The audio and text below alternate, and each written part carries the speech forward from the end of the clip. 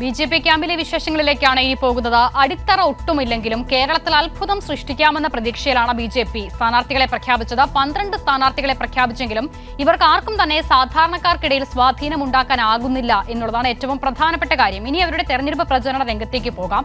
സ്ഥാനാർത്ഥി പ്രഖ്യാപനത്തിന് പിന്നാലെ ബി.ജെ.പിയിൽ അതൃപ്തി രൂപപ്പെടുന്നു. രാജീവ് ചന്ദ്രശേഖറിന്റെ സ്ഥാനാർത്ഥിത്വത്തിനെതിരെ വി മുരളീധരൻ വിഭാഗം രംഗത്തെത്തിയിട്ടുണ്ട്.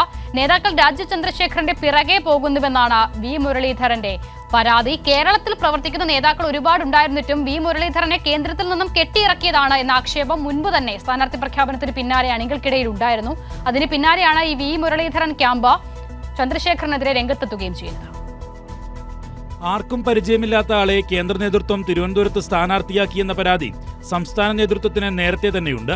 ഇതുകൂടാതെയാണ് വി മുരളീധരൻ വിഭാഗവും രാജീവ് ചന്ദ്രശേഖരനെ സ്ഥാനാർത്ഥിയാക്കിയതിൽ കടുത്ത അതൃപ്തി പ്രകടിപ്പിച്ച് രംഗത്ത് വന്നത്.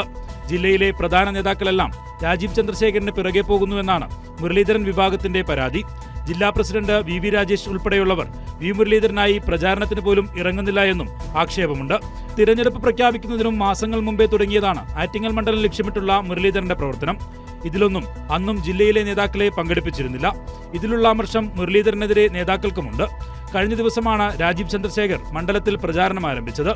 വോട്ടർമാർക്ക് ഒരു പരിചയവുമില്ലാത്ത സ്ഥാനാർത്ഥിയെ പരിചയപ്പെടുത്തേണ്ട അവസ്ഥയിലാണ് നേതാക്കളും പ്രവർത്തകരും.